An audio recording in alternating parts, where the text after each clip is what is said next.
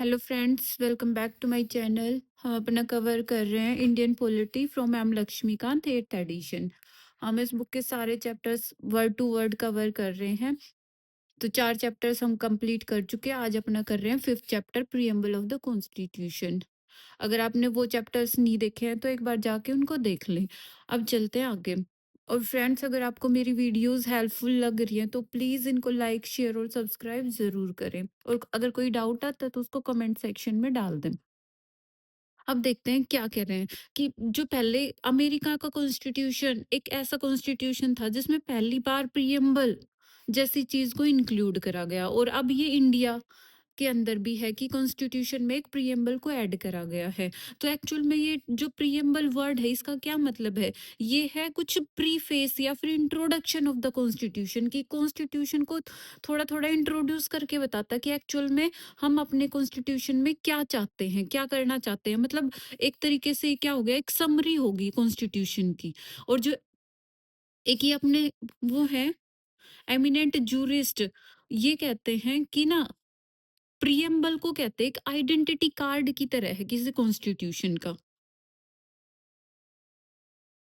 अब कहते हैं कि प्रियम्बल ना किसके बेस पे ली गई, हमने पीछे भी करा था ना ऑब्जेक्टिव रिजोल्यूशन, वो मूव करा था पंडित जवाहरलाल नेहरू ने दिसंबर में 1946 में। तो मेनली उसके बेस पे ली गई है। वहां पे जो जो फीचर्स बताए गए थे ना कि हम अपने इंडियन कॉन्स्टिट्यूशन को कुछ इस तरीके का फ्रेम करना चाहते हैं और उसके अंदर ये फीचर्स प्रोविजंस हम रखना चाहते हैं, तो वही उसी से इन्फ्लुएंस होके अपनी प्रियम्बल को फॉर्म करा गया है।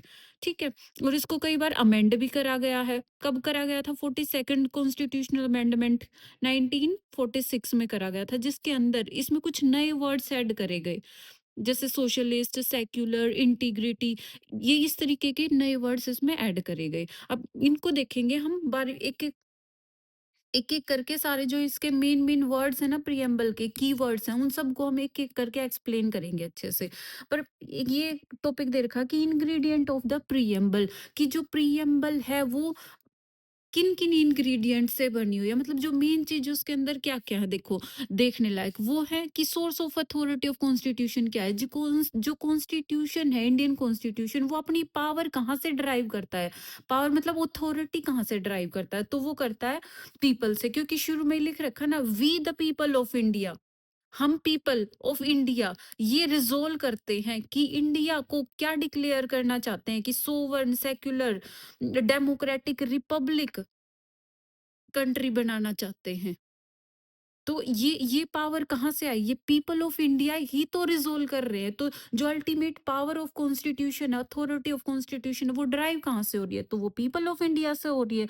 तो ये पहला एक तो बताता है सोर्स के बारे में, कॉन्स्टिट्यूशन की अथॉरिटी का क्या सोर्स है उसके बारे में बताता है। दूसरा बताता है कि इंडियन स्टेट है जो, उसका नेचर कैसा है। तो वो खुद से ही बता रहा है कि कैसा सोवरेन होगा, सोशलिस्ट, सेक्युलर, डेमोक्रेटिक, रिपब्लिक। ये सब टर्म ये हम एक्सप्लेन करेंगे वन बाय वन आगे। और क्या ऑब्जेक्टिव, क्या अगर इस कॉन्स्टिट्यूशन का तो ऑब्जेक्टिव देखें तो वो खुद ही स्पेसिफाई कर रखा कि जस्टिस, लिबर्टी, इक्वालिटी, फ्रेटर्निटी, इन सभी चीजों को एक अल्टीमेट गोल की तरह देखता है कि ये सब चीजें इंडियन सोसाइटी के अंदर एस्टेब्लिश करनी है, किसके थ्रू? कॉन्स्टिट्यूशन के थ्रू। और डेट ऑफ अडॉप्टेशन बता रखी है कॉन्स्टिट्यूशन की, वो कब से है? 26 नवंबर 1949।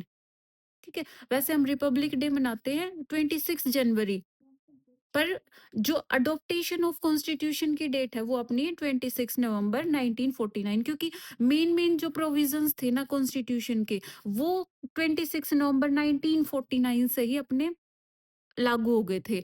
पर जो बाकी का जो मेन प्रोविजंस थे, मतलब बाकी का बचा हुआ जो भी कॉन्स्टिट्यूशन था, वो सारा अपना अप्लाई हुआ था 26 जनवरी 1950 से।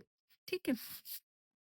अब देखते हैं जो भी इसके कीवर्ड थे ना, कीवर्ड कैसे कैसे, जो देखो ये इधर दिए गए थे, sovereign, socialistic, secular, democratic, Republic, और फिर इधर भी जस्टिस। जस्टिस से क्या मतलब है? लिबर्टी, एक्चुअली उसका क्या मतलब होता है, और इक्वालिटी का क्या मतलब, फ्रेटर्निटी। ये सारे वर्ड जो कीवर्ड्स हैं, ये हम वन बाय वन अब एक्सप्लेन करते हैं, इनका मतलब देखते हैं कि क्या होता है। तो सबसे पहले है सोवरेन। ये दे रखा है ना कि सोवरेन कंट्री रिजोल्व करना चाहते हैं हम, इंडिया को क्या बनाना चाहते हैं? एक सोवरेन। तो पहले उस सोवरेन वर्ड का ही मतलब देखते हैं कि सोवरेन सोवरेन क्या इंप्लाई करता है अपने आप में। कहता है कि इंडिया के कॉन्टेक्स्ट में देखते हैं कि सोवरेन स्टेट है तो मतलब इंडिया अगर सोवरेन है तो उसका क्या मतलब है। तो उसका मतलब है कि इंडिया ना तो डिपेंडेंट है किसी और कंट्री पे या फिर किसी ऑर्गेनाइजेशन पे, और ना ही वो किसी का डोमिनियन है किसी अदर नेशन का। तो मतलब कहने का ये हुआ कि डिपेंडेंट होने का क्या मतलब है कि या तो उसके डिसीजंस वो खुद नहीं लेता, कोई दूसरी कंट्री या फिर दूसरा ऑर्गेनाइजेशन कोई और इंस्टीट्यूशन वो उसके लिए जो मेन डिसीजंस है वो लेता है, या फिर अगर वो खुद डिसीजन ले रहा है अपने लिए, वो इन्फ्लुएंस में आके ले रहा है, इम्पैक्ट में किसी के सप्रेशन में आके ले रहा है दूसरी कंट्री के या फिर किसी ऑर्गेनाइजेशन बोल सकते हैं। तो ऐसा कुछ नहीं है, इंडिया है अपना सोवरेन कंट्री, जो उसके मेन डिसीजंस होंगे वो उसके खुद के होंगे।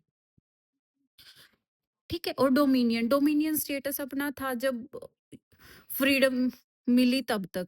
ठीक है, कि कुछ टाइम तक वो एंड हो गया था अपना 26 जनवरी 1950 से, जब जब अपना पूरा का पूरा कॉन्स्टिट्यूशन अप्लाई हो गया था। ठीक है, तो वही है कि वो सोवरेन इंडिया मतलब उसका मतलब ये हुआ कि ना तो किसी की डिपेंडेंसी है ना डोमिनियन है किसी दूसरे नेशन का, बल्कि वो क्या है, वो एक इंडिपेंडेंट स्टेट है अपने आप में, जो डिसीजंस है उसके खुद के अपने हैं उसकी कंट्री के लिए। ठीक है, और उसके ऊपर कोई भी अथॉरिटी उससे ऊपर नहीं है, वो फ्री है, वो अपने अफेयर्स को जो भी अपने उसके इंटरनल या एक्सटर्नल इश्यूज हैं उनको कंडक्ट करने के लिए वो बिल्कुल फ्री है। ठीक है, तो सोवरेन का मतलब ये हो गया। हमने ये देखा कि सोवरेन मतलब अपने डिसीजन वो खुद ले रहा, वो किसी का डिपेंडेंट या फिर डोमिनियन नहीं है किसी दूसरे नेशन का। पर इसके साथ साथ ये था कि 1949 में ना इंडिया ने अपनी मेंबरशिप को डिक्लेयर करा था, किसके अंदर, कॉमनवेल्थ ऑफ नेशंस के अंदर, और एक्सेप्ट कर लिया था British crown as the head of Commonwealth. देखो, उसने बेशक से कॉमनवेल्थ की मेंबरशिप को ज्वाइन कर लिया, कंफर्म कर लिया और ब्रिटिश ब्रिटेन को मान लिया उसका कॉमनवेल्थ का हेड। पर इसका ये मतलब नहीं था कि किसी तरीके से भी जो इंडियन डिसीजंस हैं वो ब्रिटेन के अंदर लिए जाएंगे, ब्रिटेन के प्रेशर में या फिर उन उससे इन्फ्लुएंस होके लिए जाएंगे। उसका मतलब ये था कि कुछ ना कुछ अलग अलग नेशंस का एक ग्रुप बन गया था, और वो नेशंस जो कि कभी ना कभी ब्रिटिश रूल के अंडर रहे थे, तो वो बस एक ग्रुप फॉर्म हुआ था उन सब नेशंस का। ये नहीं था कि उसमें सुप्रीमेसी ब्रिटेन की थी, बस उस ग्रुप को हेड कर रहा था ब्रिटेन, ये था। और ऐसे ही जैसे अपने को पता है इंडिया किसका मेंबर है, यूनाइटेड नेशन ऑर्गेनाइजेशन का भी मेंबर है, तो उसका मेंबर है, पर ये नहीं है कि जो भी इंडियन डिसीजंस है वो यूएनओ के इन्फ्लुएंस में या फिर उसके प्रेशर में आके लिए जाते हैं। ये कुछ इस तरीके से है, मान लो कोई वो अपना कोई भी स्कूल है, कोई क्लास चल रही है, ठीक है, उसके अंदर किसी और आउटर इन्फ्लुएंस नहीं है या फिर प्रेशर बोल सकते हैं, प्रेशर नहीं है, पर मान लो कोई ग्रुप बन रहा है, एक डांस ग्रुप, उसके अंदर सभी के सभी क्या है, इक्वल हैं, पर उसमें से किसी एक को हेड हेड अपॉइंट कर दिया जाए, तो हेड अपॉइंट कर दिया जाए, किसी बच्चे को मॉनिटर बना दिया जाए, तो उसका मतलब ये थोड़ी ना जो बाकी हैं जो वो उसके ऊपर डिपेंडेंट हो गए। तो ये कुछ इस तरीके की चीजें कि एक ऑर्गेनाइज तरीके से कंडक्ट कर पाए वो अपने इश्यूज को, तो यूएनओ का मेंबर है, बाकी यूं नहीं है कि उसका प्रेशर है इंडिया के ऊपर। तो ये मतलब था अपना सोवर्निटी का, कि सोवर्न है इंडिया अगर, तो उसका मतलब क्या है। आगे देखते हैं सोशलिस्ट। सोशलिस्ट क्या होता है, देख, अलग अलग तरीके के सोशलिज्म्स होते हैं। मान लो कोई भी सोसाइटी है या फिर कोई नेशन है, ठीक है, इसके अंदर सरकार का कंट्रोल नहीं है किसी भी चीज पे, ठीक है, प्राइवेट ओनशिप है, मान लो अलग अलग रिसोर्सेज है उन पे, ठीक है, तो फिर जो भी मीन्स ऑफ प्रोडक्शन है उन पे अगर कंट्रोल प्राइवेट है, तो वो क्या करता है, अपना प्रॉफिट प्रॉफिट के बेस पे काम करता है, जितना ज्यादा प्रॉफिट होगा वो उसके बेस पे काम करेगा, कि मतलब जिस सेक्शन ऑफ सोसाइटी को वो प्रॉफिट पहुंचा रहा है, मतलब उसको ज्यादा प्रॉफिट उस सेक्शन ऑफ सोसाइटी से मिल रहा है, तो उसी के लिए काम करेगा, बाकी को छोड़ देगा। तो फिर जो बाकी का है, बाकी का सेक्शन ऑफ सोसाइटी, उसके लिए काम कौन करेगा, तो उसके लिए काम करना पड़ेगा स्टेट को या फिर बोले तो गवर्नमेंट को, उधर की गवर्नमेंट को। तो मतलब सोशल वेलफेयर को इंक्लूड कर रहे हैं, सोशल वेलफेयर। अब वो किस तरीके से होगा? जो हमने देखा, जो अलग-अलग क्या थे अपने मीन्स ऑफ प्रोडक्शन थे। ठीक है, तो अब सोशलिज्म का खेल यहाँ से स्टार्ट होता है कि अलग अलग जो भी हर एक सोसाइटी के अंदर सेक्शन है, अगर उनके वेलफेयर का ध्यान रखना है तो स्टेट को क्या करना पड़ेगा, गवर्नमेंट को क्या करना पड़ेगा, ये जो अलग अलग मीन्स ऑफ प्रोडक्शन है इनका कंट्रोल अपने हाथ में लेना पड़ेगा। तो यहीं से अपना स्टार्ट होता है सोशलिज्म। ठीक है, कोई भी सोशलिस्ट स्टेट कब बनेगा, वो इसके ऊपर डिसाइड होगा कि कितना जो उधर के मीन्स ऑफ प्रोडक्शन है वो किस एक्सटेंड तक उस देश की सरकार के पास है। अगर यूं है कि सारे के सारे जो मीन्स ऑफ प्रोडक्शन है उनका क्या कर दिया जाए, नेशनलाइजेशन कर दिया जाए, उनका सबका नेशनलाइजेशन कर दे, मतलब जितने मीन्स ऑफ प्रोडक्शन है सरकार वो कंट्री के अंदर उन सब पे कंट्रोल, सबके सब पे कंट्रोल है किसका, गवर्नमेंट का।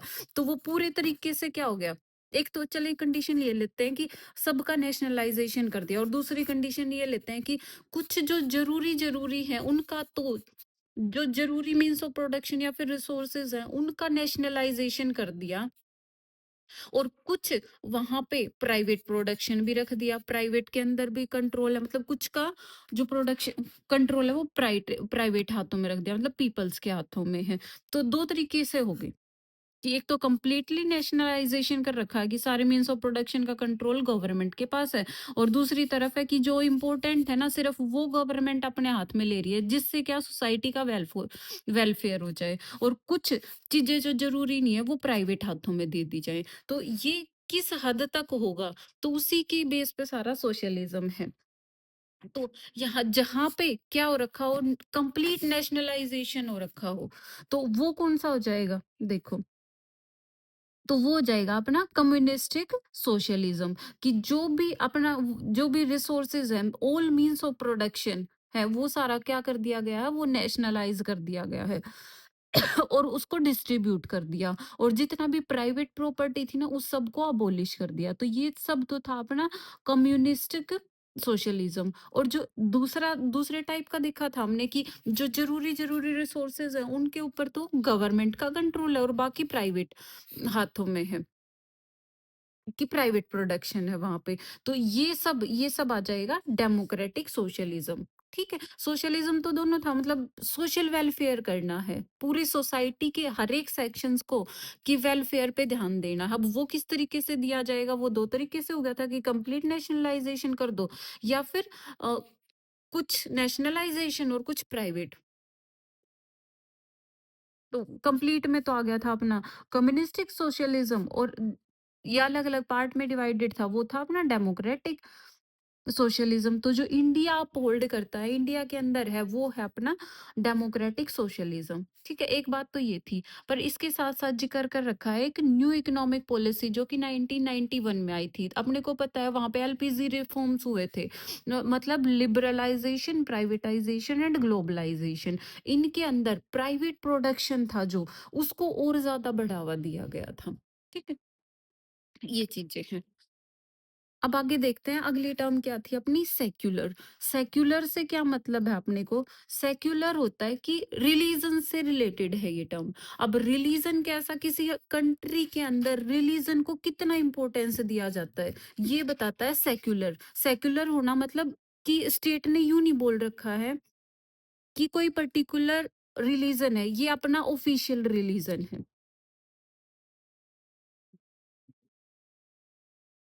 तो सेक्युलर स्टेट में हमने क्या देखा, सेक्युलर स्टेट मतलब कोई भी ऑफिशियल रिलीजन नहीं है, मतलब रिलीजन के मैटर पे वहां की गवर्नमेंट क्या है, न्यूट्रल स्टांस रखती है। अब न्यूट्रल दो तरीके से हो सकती है कि या तो यूं बोल दे कि कोई रिलीजन हमारे लिए मैटर ही नहीं करता, या फिर यूं कहे कि जितने भी रिलीजन है ना कंट्री के अंदर वो सब इक्वल इम्पोर्टेंस रखते हैं हमारे लिए।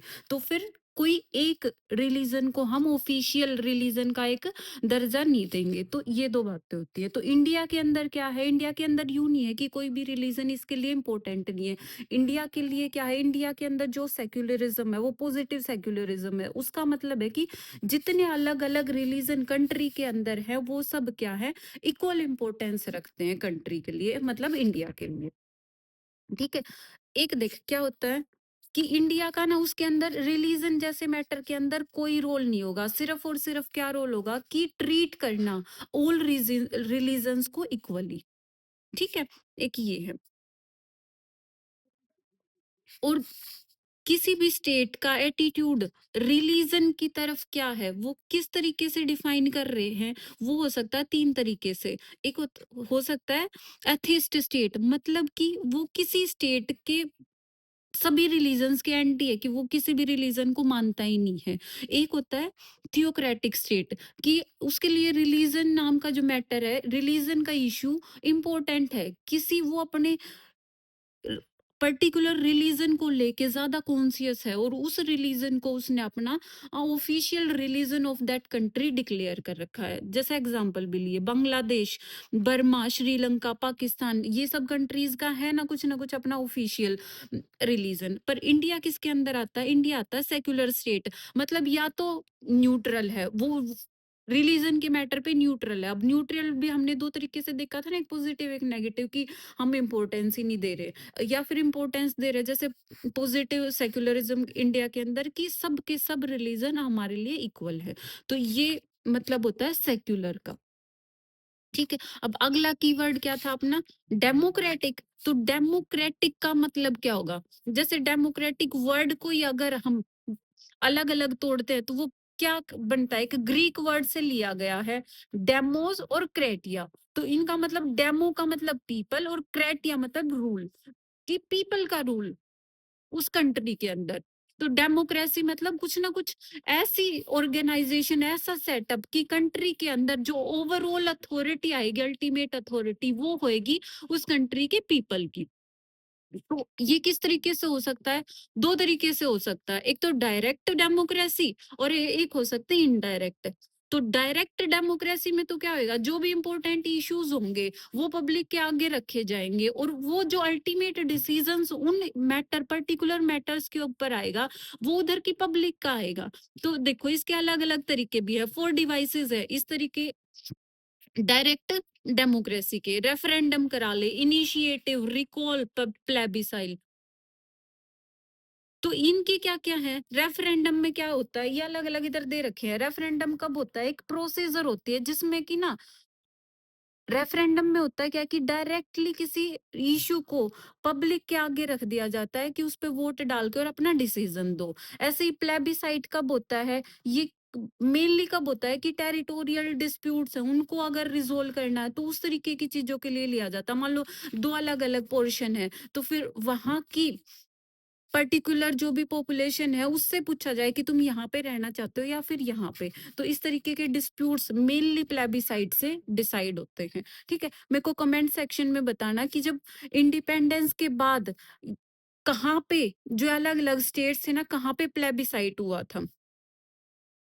ठीक है? हैदराबाद में हुआ था, जूनागढ़ में हुआ था, जम्मू कश्मीर में हुआ था। ये कुछ इश्यू चल रहे थे ना वहाँ पे, कि वो प्रिंसली स्टेट इंडिया के अंदर इन्वॉल्व होना चाहते हैं या फिर इंडिपेंडेंट रहना चाहते हैं। तो ये मेरे को एक बार कमेंट सेक्शन में ज़रूर बताना कि प्लेबिसाइट किस प्लेस पे हुआ था, किस प्रिंसली स्टेट के लिए हुआ था। ठीक है? तो और चलते हैं। और कुछ इनिशिएटिव्स और रिकॉल मतलब या तो वहां के पीपल ने कोई लॉ बना दिया और उसको बोला है गवर्नमेंट को कि इसको इम्प्लीमेंट करो। ठीक है? तो इस तरीके की चीजें मतलब डायरेक्टली उस मेन इशू से वहां की पब्लिक लिंक हो रही है। एक तो ये हो गया डायरेक्ट डेमोक्रेसी और एक होता है इनडायरेक्ट जो कि अपनी इंडिया में चलती है। अब ये डायरेक्ट वहां पे चलती है कि वहां की जो पॉपुलेशन है वो वहाँ पे लिटरेसी रेट भी अच्छा हो और क्या हो कि कम पॉपुलेशन हो, मतलब अपने डिसीजन अच्छे से गवर्नमेंट तक पहुंचा पाए। पर इंडिया की वास्ट पॉपुलेशन है, लिटरेसी रेट भी इतना एज जो भी डायरेक्ट डेमोक्रेसी के लिए चाहिए उस लेवल का कम है। तो फिर यहाँ पे चलती है इनडायरेक्ट डेमोक्रेसी। इनडायरेक्ट में क्या होता है कि अल्टीमेट पावर तो पीपल के पास है, पर वो अपनी पावर को किसी के थ्रू एक्सरसाइज करवाते हैं, मतलब वो अपने अलग अलग रिप्रेजेंटेटिव भेजते हैं और वो रिप्रेजेंटेटिव जाके लेजिस्लेटिव वो असेंबलीज होती है, मतलब पार्लियामेंट या फिर उस स्टेट की लेजिस्लेटिव असेंबली, वहां पे जाके बैठते हैं और जो भी पब्लिक इश्यूज होते हैं उनके लिए लेजिस्लेट करते हैं वहां पे। तो ये हो गया रिप्रेजेंटेशन के थ्रू कि उन पीपल पूरे के पूरे पीपल्स ऑफ कंट्री का रिप्रेजेंटेटिव, कोई मतलब अलग अलग रिप्रेजेंटेटिव, और वो लॉज बना रहे हैं। तो जो भी पावर अल्टीमेट तो पीपल की हुई, क्योंकि कुछ फिक्स टाइम ऑफ पीरियड के लिए जाते हैं ये रिप्रेजेंटेटिव। अगर ये अपना काम अच्छे से नहीं कर रहे तो फर्दर इलेक्शंस होते हैं, तो फिर वो अल्टीमेट पावर तो पीपल के पास होगी ना, पर वो इनडायरेक्टली आई, उस रिप्रेजेंटेटिव के थ्रू आई। ठीक है, तो ये अपना इनडायरेक्ट डेमोक्रेसी है।